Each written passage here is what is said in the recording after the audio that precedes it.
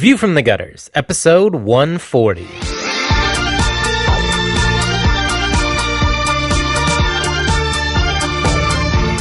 Welcome to View from the Gutters, the comic book podcast where each episode we discuss a collected edition, trade paperback, or graphic novel, and then recommend and vote on the book for the next episode. Warning: the discussion portion of this show has massive spoilers for that book. On this episode, we discuss Free Country, A Tale of the Children's Crusade. And, to skip ahead to the recommendation section, skip to 151.18. View from the Gutters, I'm Andrew Chard. I'm Tobias Panchin. I'm Kaylee Fleeman. And I'm Kit DeForge. Joe Preddy is currently taking the women to the green place. And Kaylee is going to be my blood bag. I'm running on high-octane crazy blood. Great. I haven't slept. And I'm Kid Reynolds. And I'm just a Half-Life war boy. Yeah. No. Joe Preddy ran away. Joe Preddy went to take he took all the women. the women to the green place. So, real quick, I was at Geek Girl Con last weekend, and there was somebody selling a print of Immortan Senpai. And it was like Immortan Joe, and he was all kawaii, and it was ridiculous, and I wish I had bought it. I need that. I like the edits of it. I don't know if you've seen the GIF edits of that scene where he's like, he looked at me. He looked at me. Like when Nux is like, and they've like totally done all the like, oh my God. like the anime like effects behind him and like giving him like sparkle eyes I actually and need stuff. that really bad. It's blown up super on my funny. ceiling. Go find it. It's excellent. And it's like, he barely looked at you. And he's like, he was scanning the horizon. He looked right at me. It's like, that actually is a scene from a Japanese anime. I swear. I swear I've seen that. Beautiful. But yeah, we have announcements. Episode Yes, we do. sponsors. Thank you to our Patreon episode sponsors, Brandon Hill, Addison Appleby, Becca Lewandowski, and Brian May. Yay. And I tried to mix up the order a little bit. that's good. I forget what is going on most of the time, so I have no I just trust you. I trust you to figure out what's happening. But yeah, and thank you to all of our patrons and all of our listeners as well. Yeah, you guys rock. Yeah, Thank you for listening. heck yes. But this week, Episode 140, we're talking about Free Country. Yes, we A are. Tale of the Children's Crusade. yes, By Neil Gaiman and a bunch of rockin' other people. and various others. The Oh, cover those is like wacky others. littered with names. The Neil Gaiman Experience. Yeah. Actually, Yeah. is the name. I'm going to have fun Author tagging on that there. episode on the website. Yeah, there's a lot of different artists in this book. Yeah, I don't know if anybody has noticed, but on each episode I tag all of the artists so that when you look at that episode, you can click on their name and see every other episode that we've done that they have also worked on. Way to manage the metadata. Yeah. I love me some metadata. It's People so can beautiful. cross-reference our hatred, which is convenient in its own right. I'm sure it is. But yeah, we're talking about Free Country. Yeah, and you pitched the book, Chard. I did. Do you want to start? Sure. I like it. It's good. Good job. End of episode. No, it's like my two favorite things mixed together, which are Dead Children is one. absolute detectives Yeah. and otherworldly magic. Yeah. I'm super into that, especially like weird wizard stuff and like alternate dimensional magic is what I would describe this as. Funky magic boogaloo. Yeah. Dimensions. Yeah, and it's like, I love Vertigo magic. I mean, I'm such a huge John Constantine fan that how could I not? And this is everything about that I love. It's also Neil Gaiman weaving this very like fun tapestry background of basically the forgotten children of the world, whether it's the actual Children's Crusade or we've got the Pied Piper, and just this, how this one little case, this one missing boy turns into this whole big adventure is like the classic detective story that I love. I love how it starts out with this very simple, like there is this one missing child that Yeah. we're looking for, and it turns into this whole adventure. I love that motif. Classic detective storytelling. Neil is my favorite too, in his like special ability to find something that's relatively commonplace and to infuse some magic craziness into that. Oh, absolutely. So, you know, I mean, there's not too many things magical about children going missing, but I don't know. In this case, like him grabbing a premise like that always means something. He's going to take it somewhere exciting. Absolutely. So. Like I love the concepts of the children wanting to escape to a place that is theirs. Yeah. I've always really loved that. I think it's been a part of literature for a long, long time. Like Never Neverland. You've got Never Neverland and Peter Pan. You've got Narnia. You've got, not Little Prince, but not Little Nemo. Yeah, Little Nemo, Adventures in Slumberland. Like places that children can escape to. I've always thought are really cool. Even Wizard of Oz. I mean, a lot of that cool escapist children's fantasy. I think escapist fantasy makes for really good young adult and children's books. I mean, in a lot of ways, I feel like Harry Potter is escapist fantasy too, where it's like, here's a kid, he lives with his aunt and uncle, and they don't like him, and they make him live under the cupboard under the stairs. Now he gets to go to magic school and hang out with giants. Like, that's totally escapist fantasy, and I think that this is a cool combination of escapist fantasy and also what happens when people try to take advantage of children, and all of the awesome characters from Vertigo series I already loved, and Tim Hunter. I've said before that I don't like fantasy, but that should have had the little footnote on it that I don't like fantasy for adults. Yeah, and that's the thing, is that a lot of I think my favorite stories kind of run along this vein of children having to care for themselves and have these grand adventures. You know, a lot of my favorite children's books have that theme, and like Wrinkle in Time. Yeah, I was going to say, we've talked about that before. And then what's the one where the kids run away and go live in a museum? Oh, you know what I'm talking about, right? Yeah, it's got a really super long name. Yeah, it's like the mixed up files of. No, I don't. No, like it is something. It's like the mixed up files of, and then it's somebody's full name. Something Frankenweiler. Yeah, I don't know. I can't remember, but I love that story. Yeah, when I was a kid, that was like the coolest shit ever. I was like, yeah, I'm gonna run away and live in a museum. Fuck you, I don't need adults. And I always thought that was cool. And there's lots of characters from young adult fiction that get to do escape stuff like that. There was another one that I used to read all the time when I was a kid, which is this kid like runs away and goes and lives in the mountain, and he has like a hawk. My Side of the Mountain. But he's not Beastmaster. Yeah, I think it is My Side of the Mountain. Yeah, by Paulson. Gary Is it Paulson? The same guy that wrote Hatchet? No. Wait a minute. That's Gene Craighead George? Yeah, I don't remember. Because Paulson, I remember Hatchet, too. That was also... Oh, Frightful's Mountain, maybe, is what I'm thinking of. Because that one would be Gene Craighead George. But anyway. I don't remember. But I've always thought escapist fantasy was cool. And so this is all kinds of my favorite types of stuff mixed together. And I'm a huge Tim Hunter fan, and so it was awesome to see him in here as well. And he was skateboarding. Like a badass, because it's the 90s. I love Tim so much as a hero, because he ain't give no dams. And it cracks me up because it's like stuff comes up with him and he's like, fine, okay, yeah, sure, whatever. And they're like, mystical magic, Tim. And he's just like, fuck, okay, whatever. My favorite line in that is after a bunch of crazy stuff happens, he's just like, I bet Constantine never has to do that. He like shows up in the free country like a John never has to do They're all talking about how they're going to greet him. And he's just kind of like, you know what? After trying to interrupt him enough to talk, it was beautiful. Just sitting there being all grumpy on the hill. I just love Black Orchid too. It's like, this is my boyfriend Tim. And it's like, I'm not your boyfriend. Magic flying flower lady. Yeah, Timmy Wimmy. So funny. And I just like... I mean, Tim's a really interesting character because he has, like, the first appearance of Tim Hunter's in a book called Book of Magic, in which the whole Trenchcoat Brigade shows up to him. So, like, John Constantine and Mr. E and the Phantom Stranger. Thank you. And so then you have one other person. You have Zatanna or Zatara. Or no. Zatanna does, yeah. I mean, like, there are other characters, but there's 4 guys in the Trenchcoat Brigade. Yeah, you've got Dr. Fate. Yeah, he's in there too, but he doesn't wear a trench coat. But yeah. Detective Chimp. No. I wish it was. He was in the Shadow Pact. He was in the Shadow Pact. He is also heavily associated with magical people. I can't remember. The Mr. E, the Phantom Stranger, John Constantine, and somebody else. Anyway, they all show up to John and are like, or to Tim, and they're like, Tim, you're the most powerful wizard in the world, and we're going to show you all this crazy shit in the hopes that you don't become an evil wizard. And basically the whole time he's like, I'm not magic. Like, I don't care because I'm not magic.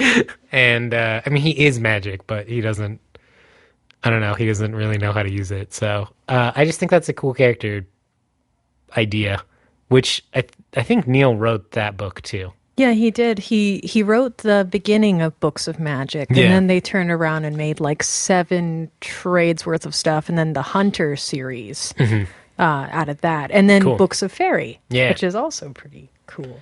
Yeah, so I think this is also a awesome introduction to many Vertigo characters. Dr. Occult. Thank you. Yeah. There we go. Oh, yeah. It's like, Dr. Occult is kind of like the Dr. Druid of the DC universe. Like, he's the less famous magic guy. Yeah. He's like, no, not that guy, the other guy.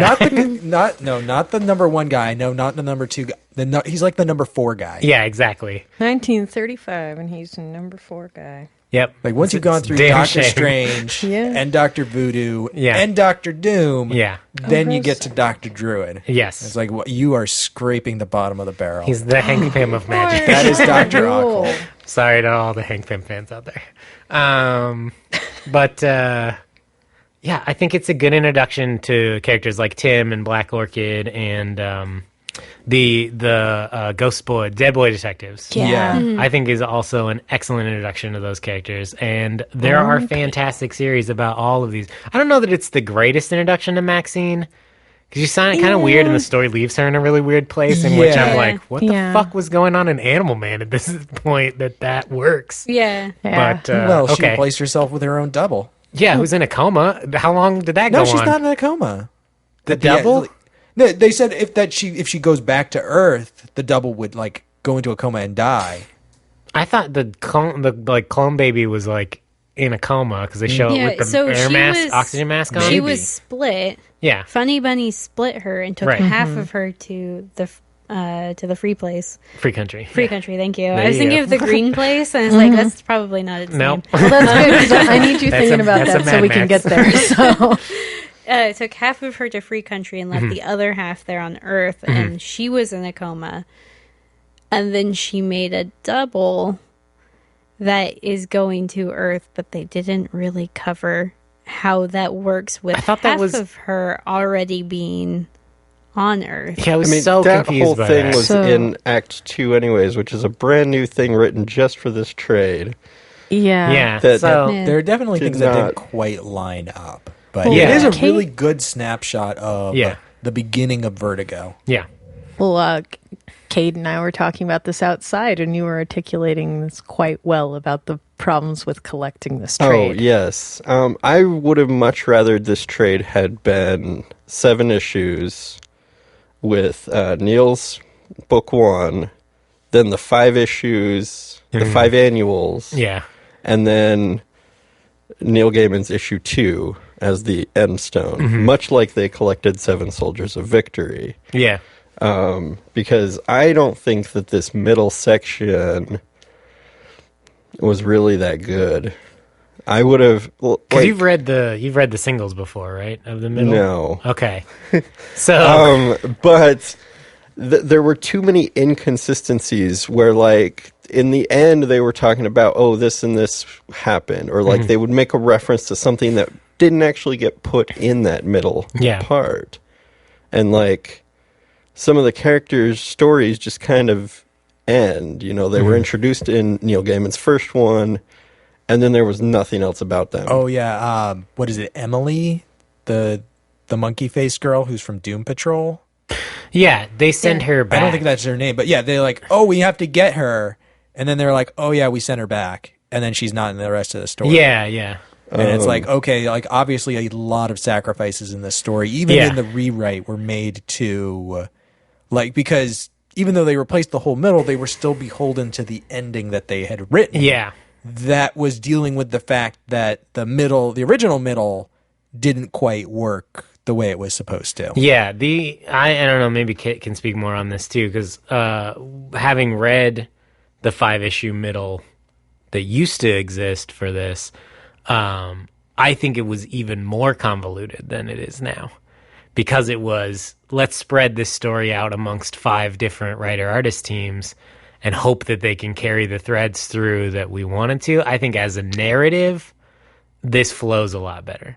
I think it has a lot less like jumpy, skippy parts, and I feel like as a texture of the narrative, Neil did enough to fill in the gaps while still kind of like keeping the story pacing moving. That I like reading it like this. Well, and Neil I can kind didn't of have anything to overlook. do with the Act 2. With the Did he middle not part? write? I thought they said he wrote the new middle. No, it was No. all... the Well, I thought the smashed middle part fixed a lot of the Toby problem. Litt. Yeah, written was by handling Toby the Litt and middle Rachel section. Pollack. Okay, well, I think they Yeah. did a fantastic job bridging the gap between these two stories without making it as convoluted as it used to be. I didn't... I felt that middle part just fell flat. Well, I think you should go read what it used to be. The And According to the internet, what it used to be was actually pretty great. I think it read really strangely. Can't believe everything you read on the internet. That's true. true. It felt like maybe it was just the act of it wasn't physically bound in a single edition, and that changes the way you feel about a book. Like it felt jumpy. I don't know. I feel like at least this keeps you keep walking forward in this one, you know? it's nice for different things. Yeah. I guess is like it really kind of depends on how you like to read. Yeah, totally. And stuff too. Kind of, I guess, talking about omissions in this. Cade and I were talking about that outside a little bit, and it just occurred to me after I wiped the stardust from my eyes after going back to a place that I had been before with this story, exactly how many people kind of got disrespected in this, thinking about the annuals and things that were missing. Yeah. But I'm looking again because I had to refresh my memory here with the Arcana Books of Magic segment. There was this cool stuff with like a falconer and the land of fairy and whatnot, and how fairy is dying and everything, magic stones and all this stuff that Tim's running around and doing. But I feel like the middle section in this spent a lot of time trying to emulate the vague sense of mystery and magic that Neil writes in his bookends. Whether or not that was effective, I think depends on the individual a little bit. When I could kind of divorce it from my own quest to try to find these annuals and everything else, I could still definitely enjoy the book, but I could feel a lot of that disjointed sort of feel, both with tone and with the art itself. Like, I think they did a pretty good job of trying to emulate where things were before. Yeah. But this is a really kind of goofy, nitpicky, hipstery kind of sounding thing. But I miss the grit. Yeah, it doesn't I have like that Vertigo old time grit. Vertigo grit. Like I want to touch it and kind of feel afraid that maybe the paper is going to yellow too quick or disintegrate or something after questing for these things. And having this kind of more clear cut digital looking art kind of in the middle, I think also lends to this feeling of kind of disjointedness. Felt like a patchwork. Yeah. And I mean, and Because- that's ultimately what it is, isn't it? Yeah. Which is kind of funny given that the story itself originally was more of a patchwork of different writers, different ideas, and different stories knit together to supposedly create a cohesive narrative. Yeah, I loved the stuff that was originally, Children's Crusade #1 and Children's Crusade #2, which Yeah. in this book are Acts 1 and 3.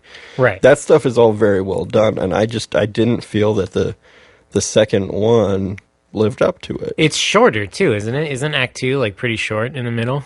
It is, but Yeah. that's where a lot of the meat in the original story Right, happened. absolutely, yeah. And they had to just kind of brush it over in this. Yeah, Yeah. it was both Dorothy from Doom Patrol and Dorothy. Tefe from Swamp Thing. Right, that's right. They yeah. both had their own issues Right. where, they did go in and then left. Right. And in this, it's just glossed over. It's just Yeah. like, Yeah. you remember those characters we were building up in the first issue? We're not going to touch them again.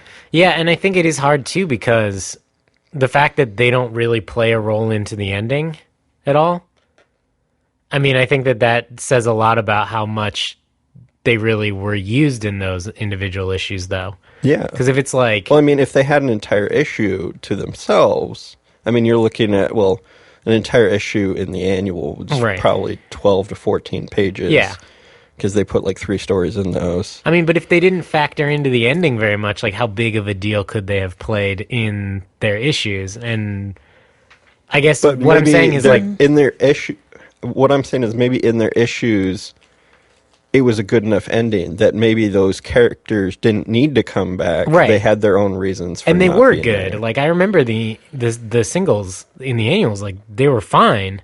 But I think this is kind of like Brant talked about this one time about Game of Thrones fans who are watching the TV show trying to figure out how the show's going to end because the showrunners have all of his notes for the last 2 novels, so they know which characters matter and which ones don't. And so they chose to omit characters from the book that aren't important in the ending of the story. And even though those are great characters and there's nothing wrong with those, it's like, how do you pare something down? There are different techniques for that. And I feel like... Well, the show's already gone off the book, so you have No. no idea what's going to happen. I understand comparison is that, out. but I think it's a similar situation in which like they have the beginning and they have the ending, and is it important that those characters go off and do certain things? Like, is it a cool story? Do I think you can still get this and go get those issues and read those and not feel like they're contradicting each other? Absolutely. Yeah. But they feel like bonus issues now, as opposed to like you have to read Part them of the for spine. yeah. You know? Well, that's interesting see- in and of itself and Yeah, what I it think so, does to too. the characters and their individual I like roles the in way the story. that you're looking at that, but it still means that, like, because they reproduced his issue 1 in entirety that had those characters and introduced those characters, and you thought something good was going to happen, and then just nothing comes of it at all. Right, but he wrote the ending in which they're not used. Right, that's the thing, is that they had a beginning and they had an end, and they had to write the middle to conform to both. Right. And so they had to introduce them because they're Yeah. introduced in the beginning, and then they're not there in the end. So they It's had to take 'em what, out. Yeah, like what do you do with these characters in this blank middle part that 'Cause as we're far now as- creating? As far as I know, they didn't edit the end of the book. Which is interesting No, they because there are didn't. new pages in between older pages in Act 3, like Tim Hunter talking to the spirit of the green place. Right. For the free country. You fucked me up, Kaylee. Now I'm thinking it too. Like those are, you can tell that is the new digital art. Right. And it makes me really wonder what the original issue read like when those pages weren't there. Yeah, because I think some of that theme of him talking to the free country happens in his issue. Did you remember that? I'm sorry. When Tim Hunter talks to Free Country, does that happen in his miniseries or in his single? You know, 'Cause I don't don't remember. I don't actually recall that. I mean, it really Did he made me have a wonder single? how much Yeah. Yeah, this they all material did. was edited, how many pages I were don't moved recall around him or replaced, Yeah. and having how much were just gaps being filled in. Right. So Well, no, he had Arcana. So yeah, he yeah, did. Oh, because okay. each of the Yeah. 5 kids that of was power when he had was goofing around in Fairy right. with the dancer and the falconer Yeah. in that one. Yeah, my main Yeah. thing is just that if you introduce characters and you feel like they're going to have an impact, or if they're going to have their own stories, why would you not reprint that? Well, Bunch of little unfired guns. and Yeah. I think that they address it in the beginning when they said, like, this is a crossover, but we didn't know what we were doing. We all went off to write our own things, and it didn't. Yeah, I It know. didn't really He ever addresses become- it in the introduction, but Yeah. I'm looking at it from this is the comic we're given. Right. But the thing, part. I guess my argument is, like, you need to be mad at Neil and not who wrote the middle of the book, because it was Neil's decision not to use them in the end of the story.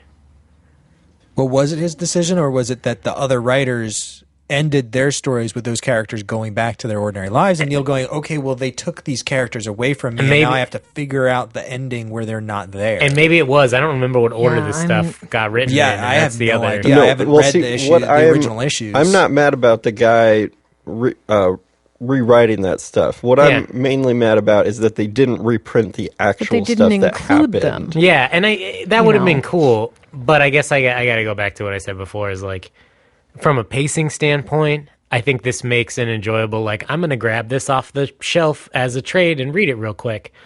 I think this works really well as that, and I don't disagree with you. Like, I absolutely think they should still be available.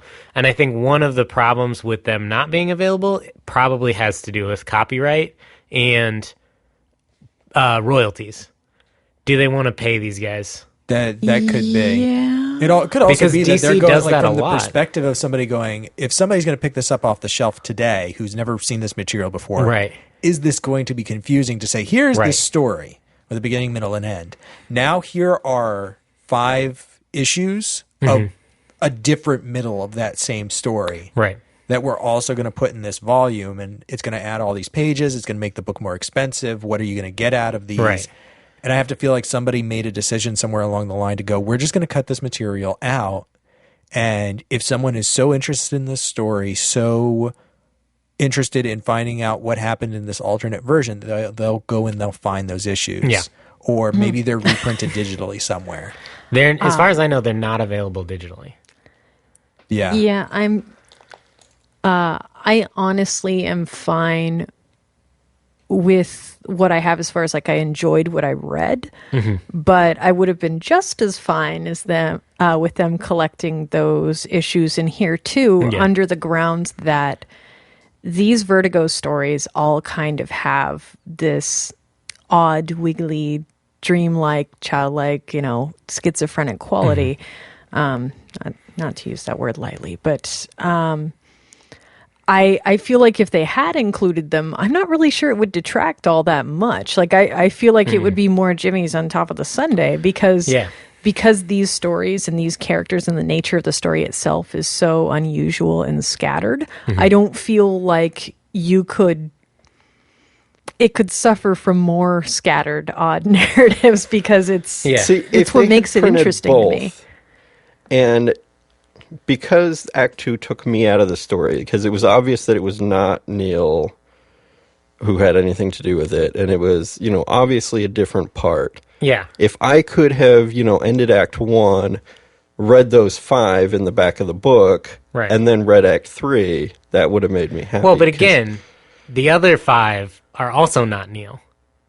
And they're but Neil worked with them. but not enough to make his story make sense. Because again, you read the beginning and you read the end, and you're looking at stuff and going like, why did threads that he started not end up in the end of this story? And it's obviously because other people went in and changed the way he wanted to tell the story. Because those characters did have an ending, just not in Neil's second issue. Right. They had their own endings in their books. No Right. books. And so the end of each of those end of the annual for Swamp Thing, Right. that character had an ending. Yeah, So- which was I'm leaving. And they go back to their own book. Okay, Which is the same ending we got in the story. We just didn't get to see it from their perspective. I think the win-win would have been put this new middle in, and then as back matter, you include all those 5. That's But exactly again, what I'm Yeah, saying. It's like, that's where and with I'm new at, essays by the writers and artists, I think that would have been amazing. But again, there's probably a reason they chose not to do that.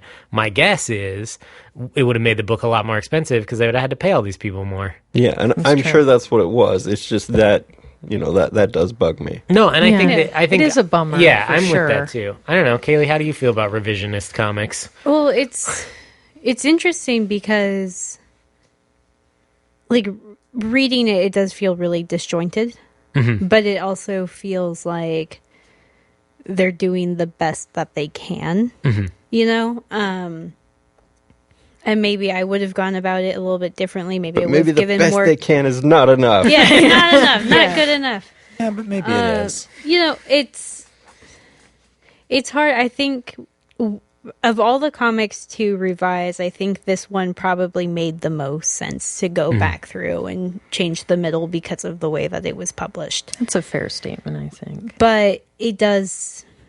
You have to trim it. And so it's unfortunate that they trimmed out certain characters, especially because I haven't read the original issues. So reading it from my perspective is, here's Tefe. And it's like, oh, that's cool. I know who that person is. And you'll never see her again. Yeah. It's like, well, never mind. Okay.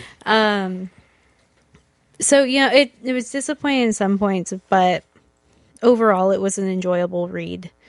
And I think if you read it knowing that this is a revised version, you're willing to forgive that. If you read it, if you just pick it up off a shelf and you don't know what it is and you've never heard of it before, it's going to be really frustrating to read. And that the middle should have been done in a way that somebody who picks this up years later, years after the original works have been published, who doesn't know about this history, could read it and go, that was a good story.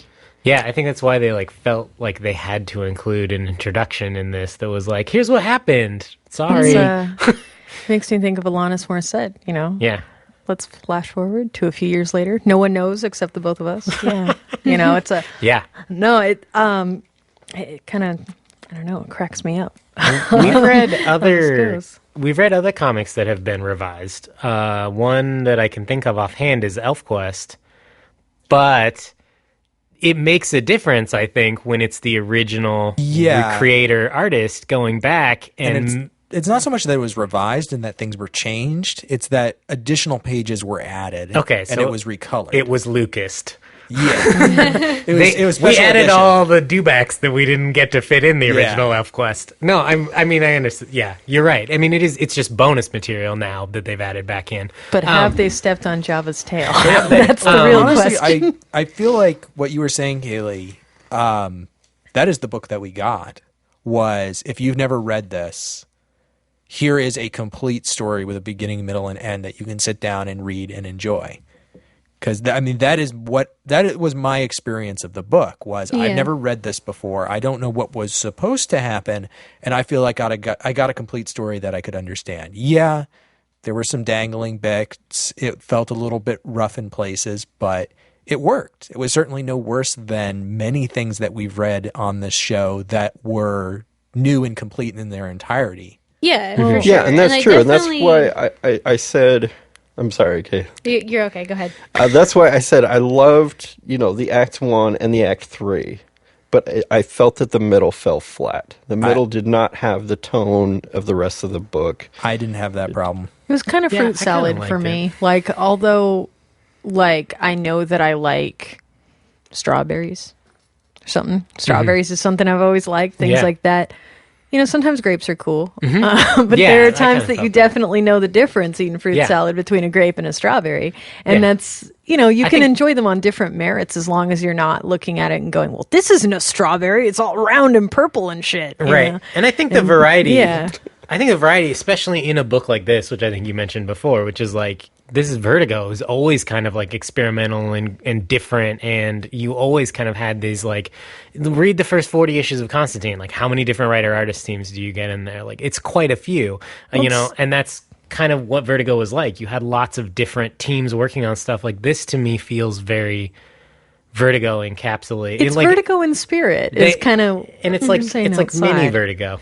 This is a good chunk of Vertigo, the whole Vertigo, but you smushed it down and you get a piece of it now. Cuisine Vertigo. You know what kills me about this though, in that statement though, is it being very Vertigo, is that I don't think that the decision to use Peter doing the illustrations in these new areas was arbitrary, because I feel a lot like The Unwritten is kind of this new vein, this Silver Age Vertigo situation that we have starting again. Absolutely. And then to pair him with Chris's art, although they're so disparate from each other, they're so very different, they have flavors that can complement each other.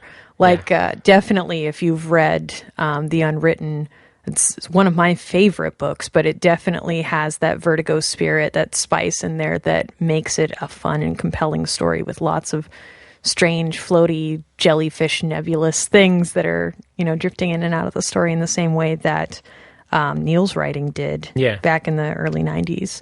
I think that it's... I think that the pairing is a lovely one in that sense. I do too. As far as spirit goes, I guess. Yeah. And I think as much as I wish Neil had come back to write the new middle, He's going to be retiring soon, though, I and think that's another thing is that he's retiring from public life, like within the next year, is my understanding. You know, and with his kid. I think that the writer team did an excellent job with the middle, and although it is different, it is noticeably different.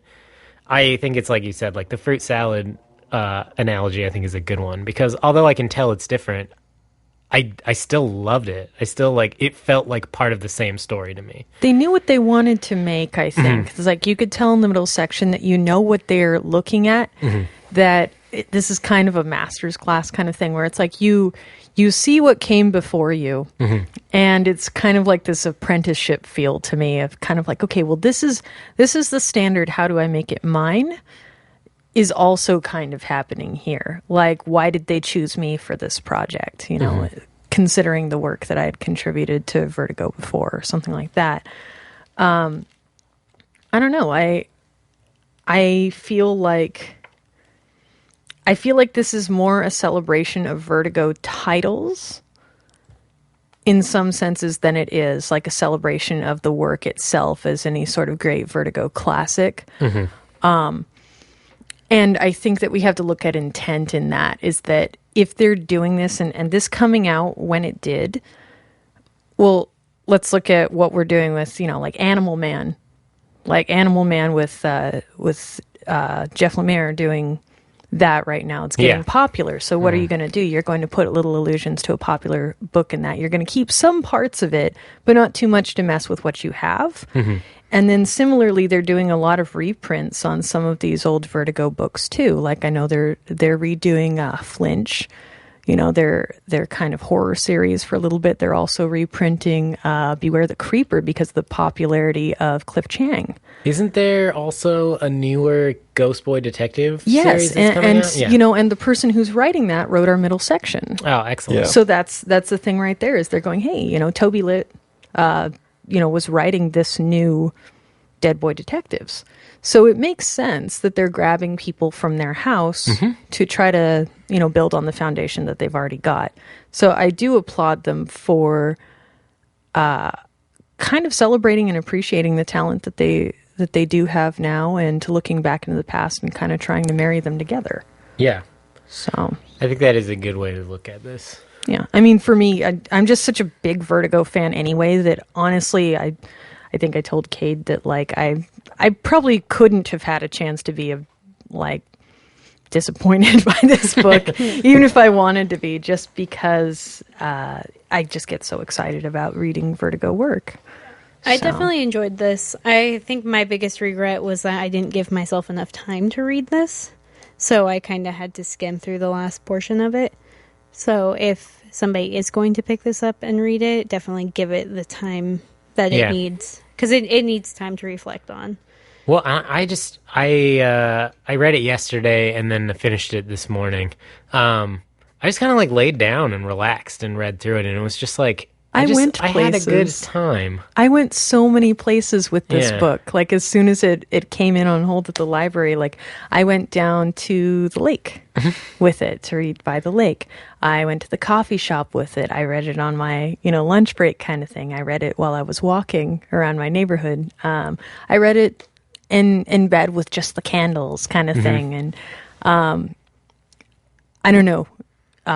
Again, probably just that affection. I didn't want to have to put it down anywhere. There's so many different little locales that I think I made my own patchwork to go with it. Yeah. So there were a couple of things that I was curious as to other people's experiences, or I guess trying to fill in a gap I felt was there. The first was the Mad Monk, the Funny Bunny, the Pied Piper. Yeah. Who the heck was that? We really never get a sense of what his true identity is, other than that he is this mysterious man who kidnaps children and takes them to the distant markets to sell. Yeah, the interdimensional underage child sales market. But I think as far as... when I was telling my brother about it, I was equating it to the goblin market. Yeah. Because it very, very much felt like that he was, some being from distant realms, Yeah. from the goblin market, who is kidnapping children to sell. Well, I think But we never get a sense of who his like true identity is. Like, Right. Is he a demon? Is he a fairy? Like, what is he? And I think it is as much as I would also like to know. I think it is less relevant to the story because essentially the story is just about like there are people out there in the world that like to trick and steal children. Yeah. And then Again. that happened as the Mad Monk in the Children's Crusade. It happened as the Pied Piper. It happened as Funny Bunny. And they all happen to be the same idea of this kind of like villainous man who will come and steal your children away from you. And he's as much a fairy tale idea as, Peter Pan, who will come and take your children to a good place. Or the kidnapper, the idea of like a kidnapper, dead boy detectives going after this kid initially with the idea that there was some sort of kidnapper involved, is this larger concept that there is a long history of victimization of children. Yeah. And it didn't stop when we got rid of child labor laws. It didn't stop, when like after what they supposedly learned from the Children's Crusades and everything. It's that this is something that winds its way through a child's consciousness as well. That it's not just, beware of strangers. It's that you don't really know who you can trust and at what point kids keep their innocence. Do you keep your trust to keep your innocence, or do you lose your trust and lose your innocence at the same time? Well, I don't know. There's some pretty brutal stuff in here that happens. Question about that too. Like, we know that the little boy who goes missing, his older sister hires them, and she was not in the town when everyone disappeared. But I also think she serves as kind of the idea of when do you grow up? In that, because they were like, we could go hunt her for the rest of her life because she didn't pay us, and they're like, no, she has no fear. Well, the three or the council kind of these free country rulers or whatever said directly in here that they talked about, well, this person might be getting too old. We don't want teenagers, kind of thing. Right. Well, this person's too young to really understand where we are. Right. That there's this kind of like there's a moment, warm little spot. Yeah. In childhood. I think they said that was 7 to 12. Yeah, they were saying in the something book. like that because they were commenting upon the children of power, like, hey, if we can't keep this person, they're getting kind of too old anyway. We could just draw the power and keep the, and and it's send like, oh, it we back. can't have Basically, this person. They can't stay too long anyway. We don't want babies here, And I think it's just kind of all the idea of like that is something that you are afraid of as a child, but at some point you're too old to be kidnapped.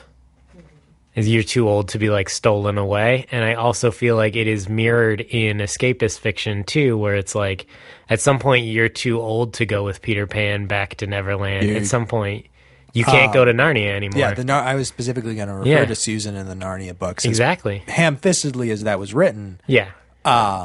There is kind of a moment where you stop believing in the imagination games. Right. You stop believing that fairyland is a real place that you can go to, and you're like, this is just pretend. Right. Yeah. I think the themes of like only kids can see magic, I think is a great one, but definitely escapist. At some point, you're too old to get your Hogwarts letter, and you can't go. Not true. Not true. Right, Kaylee? Kaylee just I don't got know I about it. the just got Hogwarts mine. part, but I mean, it is true that is a state of mind, not an age. Absolutely. I'm not That a lot of concerned at kids all do about that. reach that point where they're like, I don't want to play imagination. I want to be something serious. I want it's- to do something serious. It's also a point in which you lose fear of things that only children fear. Yes. And I think that's kind of what that guy represents, is like the fear of being taken Yeah. and being taken advantage of in the Well, way what that a lot of about- kids were. I mean, he's What about ultimately Tim? a boogeyman. yeah, absolutely. Yes. That's. Well, what about Tim in this, too? I find that kind of interesting because they specifically remarked upon Tim being the most powerful of the five, kind of thing. And he doesn't enjoy or suffer any of this bullshit from day one. It's kind of funny because he's confronted with all these wistful, mystical, magical, interesting things, and he's just like all business. He doesn't want to deal with that. I find that so funny, though, that he, would be elected as the most powerful one, and that he is... In some senses, he lacks childlike wonder but he definitely doesn't take to childishness well. No, that's because a wizard does what he wants. Yeah, see, That's the whiz biz. I feel like No one calls it that. I feel like only a call it true that. wizard wouldn't They call don't. it whiz-biz. They don't call it whiz biz. I Yeah, promise. no, sir. Yeah. And see, Kaylee got her letter from Hogwarts recently, and I'm Bro very City. proud of her. Yeah. But Yeah. frankly, I'm beyond that Hogwarts stuff. What I want is John Constantine and the Trenchcoat Brigade to show up and be Yeah. like, Kit, you're a wizard. You're the most And then- powerful wizard. Yeah, Don't and be I am evil. a wizard, and Now someone get will be on like, the "Don't you mean skateboard." witch?" And I'll be like, "Shut up, I'm a wizard." And then John Constantine and I will chain smoke. Yeah. Yeah, And they'll be Beautiful. like, don't be evil. And you're like, yeah, right. yeah. Cool. I'll be like, "Frick off, Good zap." story. Pow, magic.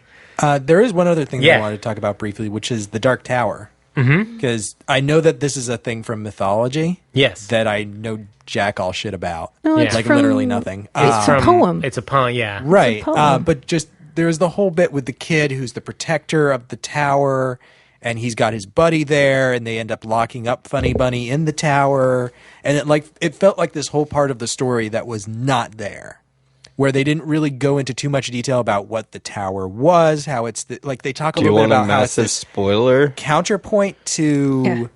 the free country, but they really don't go into like who the kid is and why they're protecting it and what it Well, yeah, does. they do. Only kind The of tangential. Dark Tower is a TARDIS.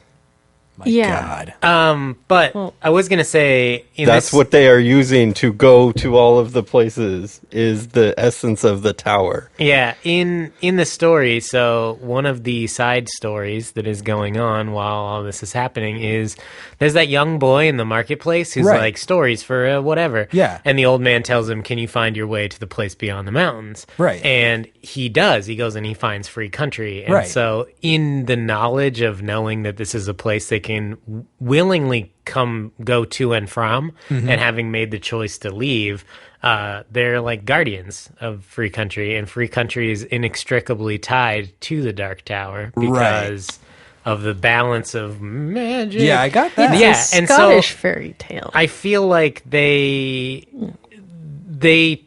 were able to like capture Funny Bunny in the tower because they're to protect free country. They had to keep him there. Yeah. I guess I kind of wanted more about that. I feel like if it you was want enough. more about that, you should Why? read my recommendation. Yes, this I week. saw it over there, and I feel like I it, wiggled. I feel like it would have just detracted from the Yeah, main no, it story. absolutely Like, would have. I'm sure. I don't disagree with you that would have been cool to learn more about, but maybe in an essay in the back.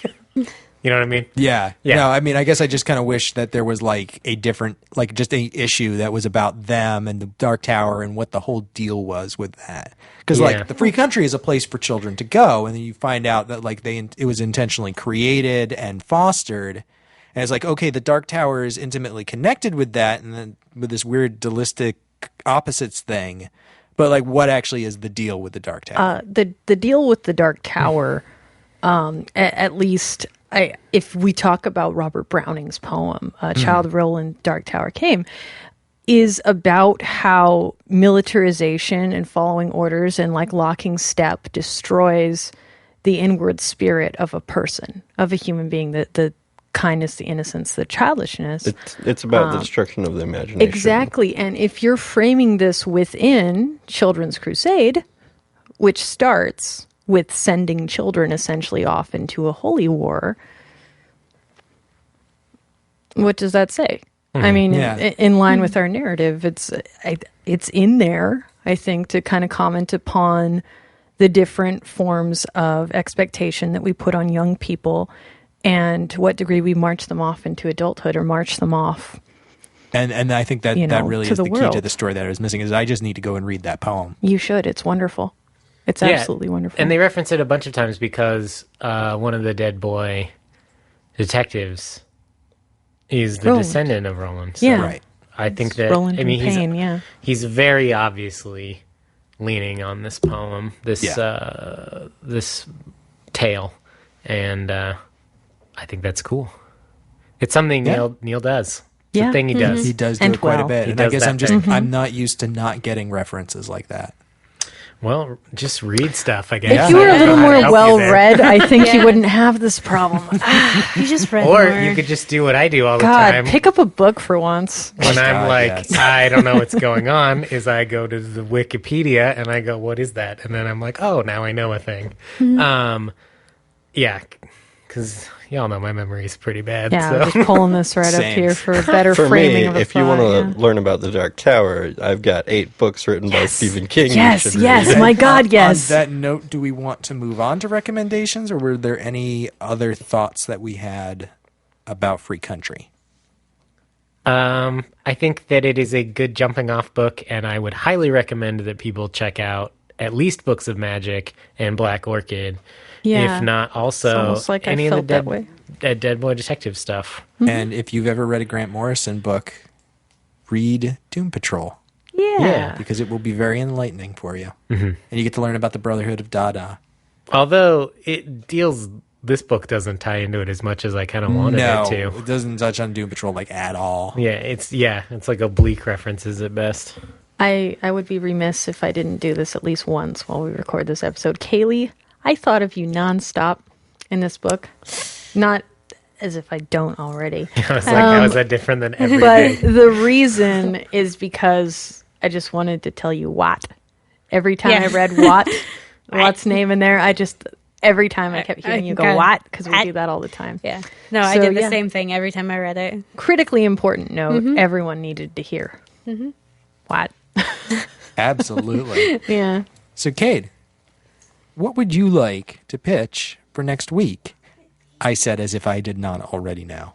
Okay, so my pitch for this week, because I love the Dark Tower so much, and I loved it in this work, I'm bringing a redemption pick. I brought it a long time ago. I didn't yet own the physical one back when I recommended it, and now I have the physical one, and I'm even more happier. Is Stephen King's The Dark Tower, The Gunslinger Born. If you want to pass this around. This was one of the Marvel adaptations. It's written by Robin Firth, Stephen King's assistant, as well as Peter David, I believe, with art by Eisenova. Richard, Jai Lee it's Jai Lee with, Jai, he does the pencils, and then Richard Eisenov digitally paints That's the colors. right. Yeah. And there's no inking. It's like just straight over the pencils. It's very beautiful. Just feel it in my But heart. this, what this book contains mostly is the back in time scenes of the 4th book of the Dark Tower series. So this is actually the story of how Roland becomes the gunslinger, the titular character of the Gunslinger, which is the first book of the Dark Tower series. And I love this series because, as I was saying before, like, the Dark Tower is basically a TARDIS of imagination. If you can imagine it, it can happen thanks to the Dark Tower. And so this is one man's quest, and the book series is one man's quest and his group quest to find the Dark Tower and find out what it means and all of this other stuff. But this comic is just this is where the Gunslinger comes from. But it is. Is the Dark Tower in your heart? Was it with you all along? No, You know, Oh, never not mind. the never-ending journey. Is that the You mean the one? never-ending story? Whatever. Never-ending journey is The best movie ever made. Yeah. I prefer the Betray book. you. No. But yeah, it's a great book. One I recommend to a lot of people. This is, I believe, the perfect jumping on point. Yes, my copy is smashed because I moved recently, and I put a bunch of stuff on it, and it Well, crushed the I was spine. going to ask if I've never read any Dark Tower stuff. this is where you This should is a start. really good place to start, actually, In especially fact- if you're not sure if you're comfortable Yeah. with 3,000 pages of cowboys. Who wouldn't be? The fourth book that actually contains most of this is actually the book that most people will fall off reading, because the stuff that this comic goes over is kind of boring when he writes it out in the huge book. And this is very concise, like, this is what happens in the fourth book. This is the story he's trying to tell. So you read this, and then you have some background, and then you start the novella, The Gunslinger. Or I guess now it's a full novel, but... King is hilarious in the sense that he writes this fourth book that this comic, has everything in. And he goes, "Hi, I'm Roland. I'm going to tell you like everything about my past. And this is going to be this whole book. Let me sit around the campfire, kids, and everybody listens, right?" And then he hears people going, "Oh my God, I couldn't finish that shit. There's just no way. Oh my gosh, that was just awful." And then years later, he goes, "It would be funny if I gave you a half book." And everyone was like, "Oh my God, do it, do it, do it." And then he was like, "All right." You open it up. It's like, "I'm going to tell you a campfire story, kids." And I'm just like, "You perfect bastard." I love that one. It's wonderful. Went through the Yeah. keyhole. Went through the keyhole. Yeah. I always read it after 4 because it continues the story thing. Yeah. But so Glad it's you- book 4.5 to me. Yeah. So I'm glad you brought it back because, cause like a wheel. That's Keeps true. turning. In fact, that's actually one of the first words in the book. It is. I'm sorry. All right. Inside joke, geeking out. Yeah. Cool. No, I totally got it. Yeah, It was I'm in super. that It was though. funny. Yeah, no, it was great. Anyways, yes, Yeah. read this, and it's the perfect jumping on point for the Dark Tower series. Excellent. Insert I've always Captain wondered America that. gif where I get that reference. Yeah. And you'll all get that stare at my reference. tattooed back of the Dark Tower one day. It'll be The beautiful. full, You'll full, understand. Your full back tat of the totally. tower. Cool. Yeah. Toby, what do you want to bring this week? I'm bringing a book that just came out today. Today, only applying if you're actually listening to this live. If you were literally anyone else, this came out last week. I am pitching Death Vigil by Ooh. Stepan Sage. And this is a 8-issue series. It's now collected in one trade from Yay. Image.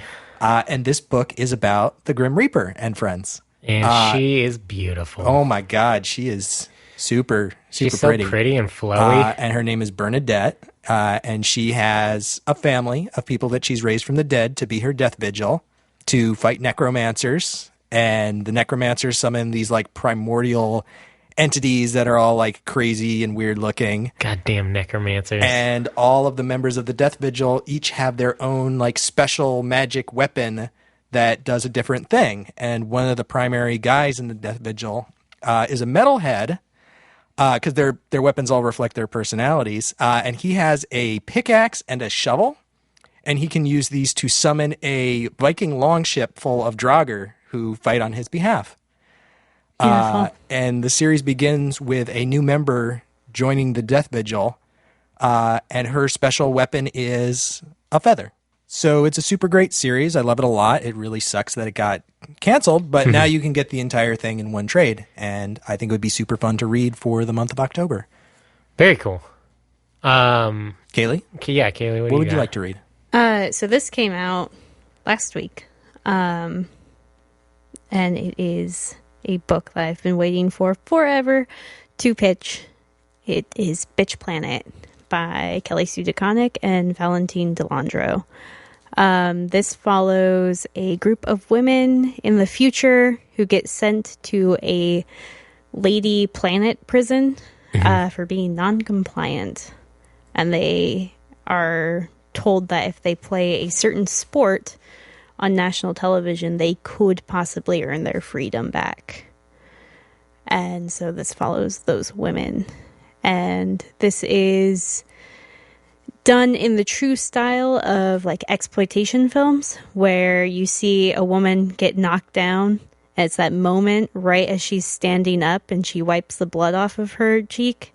And you just go, oh, you're fucked. Like, you're gonna die. Mm-hmm. That's this entire book. And it's great. And I love it so much. So it's the longest yard in space with, Yeah. like, kick-ass ladies? Yeah. Less Burt Reynolds, though. But how much less? 100% less. That's too many percent. I mean, I agree. I think this book could have definitely been improved by at least 1% more Burt Reynolds. But where are all the men? Yeah, where are all the men? I don't think he needs to say anything. On just- Earth being fucking assholes, apparently. Or if any one of these women had a Burt Reynolds mustache. Give it time. Yeah, Just, it could happen. I want that. But at this some book point, so. is fantastic.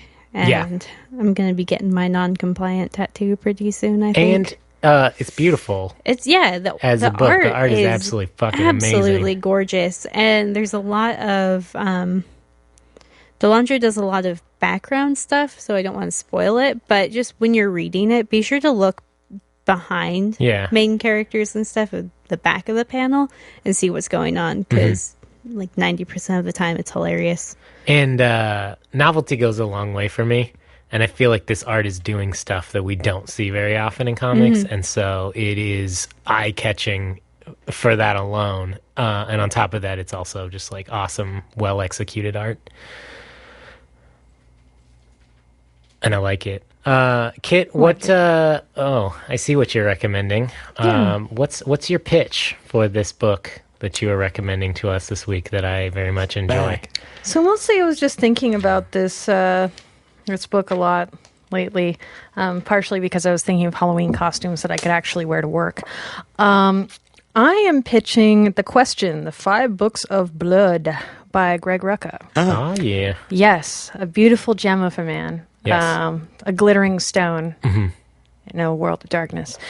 And I'm totally not going to try to convince you also because, lol, Eric Troutman, also, friend of Olympia. Designer of our logo. Yeah, I totally. As well as all of the graphic design that went into this book, and also Lazarus. I'm pretty sure that Eric Troutman is protector of the earth and friend to all children. That's Captain actually, Planet. Or is that Gamera? It's Gamera. one of the Also, two. I get Eric and Gamera. They're basically the They're same thing both in my mind. space turtles. Absolutely. With jetpack legs. When I think of Eric, I think of that's that. the joke. Yeah, that's the joke. So this book, though, I thought it would be fun to, get some awesome lady adventures going down over here. Could not have guessed that Kaylee would possibly want us to read Bitch Planet. No idea. I didn't even think she liked that kind of girl crap. I know, right? So great. Normally, no. So I'm sitting here overconfidently being like, look at me, bringing some representation to this shit. So Renee Montoya is very special to me. She is taking over for Vic as the Question in this book. The Question's a great character that does not get enough love. Like, I really love the Question. Is this the DC character? Yeah. Yeah. Okay. And so Renee Montoya, Gotham PD, is acting as the Question in this book and going up against a cult of crime that is winding its way through Gotham and everything. And so she's in search for the crime Bible that is at this point a near mythical kind of manual for this religion of crime. And going about and finding these awful crimes that are enacted in the name of this religion. This book is interesting because Renee mostly is interesting to me. She's got so much chutzpah. I love Renee, and it's always fun to pick up a book with a queer woman of color who's a super awesome cop. And I really like the tone too of these kind of serious crime stories, and I don't feel like I get enough of them in my life. So also Batwoman. Yeah. Also Batwoman. Fun Also to know. Batwoman. Which Batwoman? This Kathy Kane. or Yeah. Kate Kane, rather. Yeah. Okay. This book is intimately connected with and a direct continuation of the Question and Batwoman storyline in the original 52. Yeah. Yeah. So, you Yeah. know. Post Infinite Crisis, there was a weekly book for people that don't know. I guess it was like 5 years, no, more than 5 years, 10 like years 7 ago. years ago. It was 10 years ago. Oh my 2005 God. was Infinite Crisis. It's 10 my years God. ago. Yeah. So people may not know. Yeah. There was a weekly I've book. never read it. Yeah, there's a weekly book called 52, which we all know how everyone on this show feels about Infinite Crisis. I think 52 is the only good thing that came Yeah, out 52 was Joe brilliant. has Yeah. said on many occasions that 52 was amazing. It's great. Yeah, I think and I it's actually fun. I would loan you my copies of 52, except I gave them to Joe because I know how much he likes that series. Yeah, so go steal them from Joe. But it was a weekly series, 52 issues, and it had multiple stories written by different writer-artist teams, and that's how they got it to be weekly. And one of those it was Grant Morrison, Mark Waid, Jeff Johns, and Greg Rucka. Greg Rucka, that's Yeah, it. and so he wrote the Renee Montoya Batwoman story in this, and that was the introduction of this Batwoman character. Yes. And in Infinite Crisis, that's when Renee had taken yeah. over as the Question. No, she takes over as the Question in 52. Oh, that's right. 'Cause she's Yeah. like she's running around with Charlie as he's dying of cancer. Vic, you mean, right? Or no, Vic. Yeah, Yeah. Vic. Well, Yeah. it's Vic. He calls himself Charlie. Right, okay. Vic And Sage, friend of the in show. 52, he ends up dying, and she Right. takes over as Question, and then she hooks up with Batwoman, who Mm-hmm. is, in their civilian identities, her ex. Right. And then coming out of that, this is where this Yeah. series begins. And this is the only other time he would write Batwoman until Batwoman Elegy, which is the next series. So this is a Yeah. good gateway into that, too. Which was not in any way influential in my decision to do this. So that's the thing. I feel like it's a good opportunity to talk about some DC books back in the time when DC loved me and I loved it too. Yeah. And So- and if you read this and you dig the Question and you dig Renee Montoya, you can also read 52, but you can also read Gotham Central, which Yes, you Greg can. co-wrote, and Renee is a phenomenal character in this. so Yeah. I will love bring her, that so. series back one of these days. Yeah, you Yeah, should. It's get super down. good. So I pitched it once before, or maybe twice. yeah, It's been pitched a few times. Yeah. I forgot what I was going to bring. Hang on. I have been holding Oh, I remember myself now. off from reading it until we talk about it on the show. Yeah.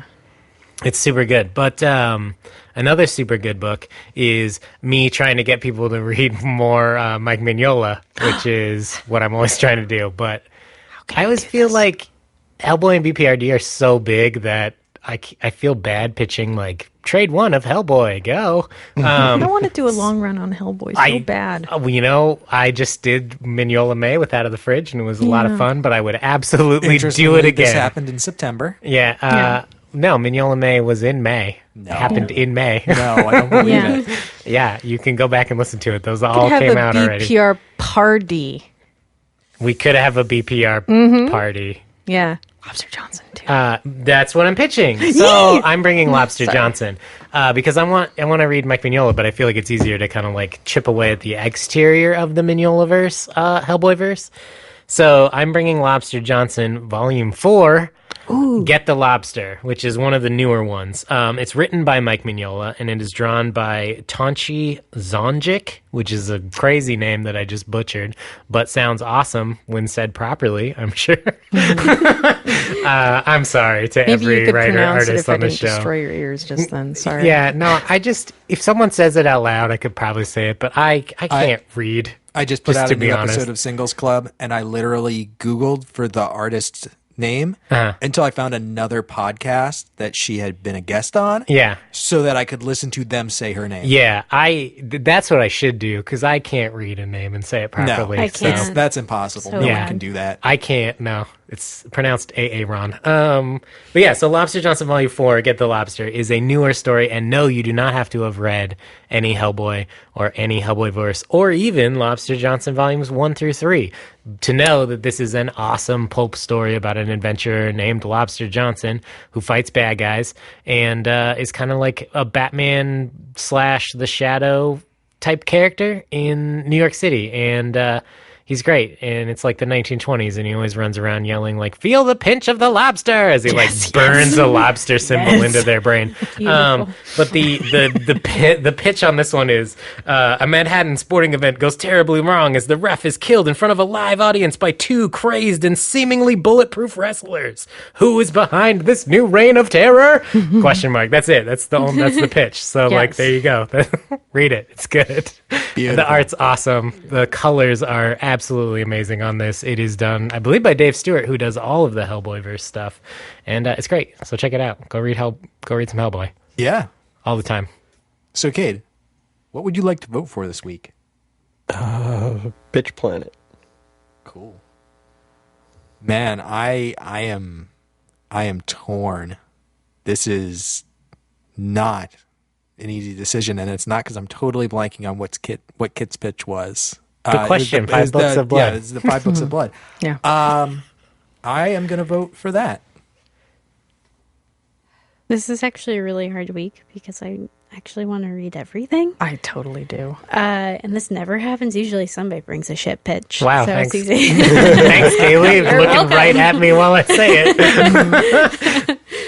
No, conspicuously, it's who she's not looking Yeah. at. Yeah. Nobody in that corner of the room. Yeah, that one corner. Yeah, everybody knows which one. that Toby's sitting in. I mean, no one is sitting in. It's Nobody empty. sits in that corner. That's the door's corner. Well, actually, the door is in the corner of the room, which is weird. That is a weird corner door. Mm-hmm.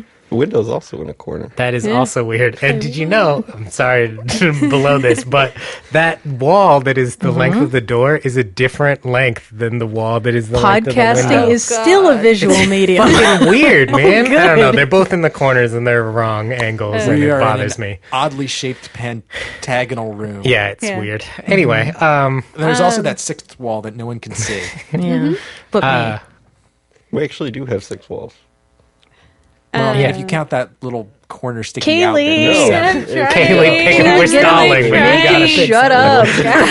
Oh my I don't God, want to talk you're right, about there are walls 6. anymore. Oh my god, nobody cares about how many fucking walls are in this godforsaken fucking room. Nobody gives a shit. This is the part where Kaylee votes for the question. We have to God, I'm stall. voting for the question. Yes. Oh my god. Frankly, America is tired of hearing about your damn emails. Kit, what do you want to read? So here's the skinny. I got so excited when you brought up Dark Tower, Cade. I was so subtle about it. I also had the seed of a beautiful oak growing in my brain called Cade Brings It Back, and we just read all of the Dark Tower comics for a long run, and I will ride with you to the death on this, sir. I will threaten every person in this room. Not a joke. You guys should totally do a Dark Tower series in which you talk about not only the comics, but also the novels. Hey. Because that might actually get me to read the book if I could listen to you guys talk about I'm them. in a really funny place about this because I swear to God, if anybody gives the Dark Tower books any trouble, they won't walk this earth anymore if they're around me. I didn't. So honestly, that's wasn't part gonna of be the on it. problem for me. Is like, no, the thing is like, this is part of the problem for me because I swear, like, I want to like you people in the future. And I love the Dark Tower so dearly, so I'm kind of torn on this that I don't know how much I can handle people messing with my but baby. so does Cade. And so, I mean, like, you two should do a show that And so I can that's- listen to and not be on. That's kind of what I'm thinking, is that I gather the people who have good taste, and then we make a show. You put them on an arc. 2 of every kind of person with good taste. And me and Kate will, See, take our the rig thing to the is Dixie Pig, and it'll be I awesome. want our listeners to read it so that they can also I experience the know. Yeah, Dark they'll Tower. play And if along we at need home. to kill half of the people in this room to make that happen, I'm no one okay needs with to. that. I'll just sit out. That's what easy. I mean. can just The not real- be on it. the real Just question is, stay at home. It's fine. do I commit murder to make this happen? And I'm currently on probation, so I don't really know. You to do that, though. I just won't be. I just won't show up. It's really It's easy. it's like walking into a store and be like, how much is this cereal? $1 million? $10 million? Whatever it costs, I'll pay it. How much of it could a banana possibly cost? Dude, no, $40. it's implied by the beards that I'm going to deal with an amount of like meh over this book that's so precious to me. And I'm not sure if I'm capable of handling that Yeah. short of resorting to homicide. I think you can do your own show. I think you could That's just what do it yourself. I'm kind of making eyes over here at the idea of us doing something I bigger think you with guys this. should do that. And Because I would really, all of these comics are such a great way to get people interested in like Midworld and everything that he's written for this series. And I feel like as much as I want our listeners to read it, I also wouldn't want to shortchange them by just having one tiny little tidbit when we could be talking totally. about so much do the whole more. thing. And talk about the novels, too. I know that just like with this episode, I wouldn't be able to rein myself into just one book. No, do the whole thing. That's my problem. 15-part series. Yeah.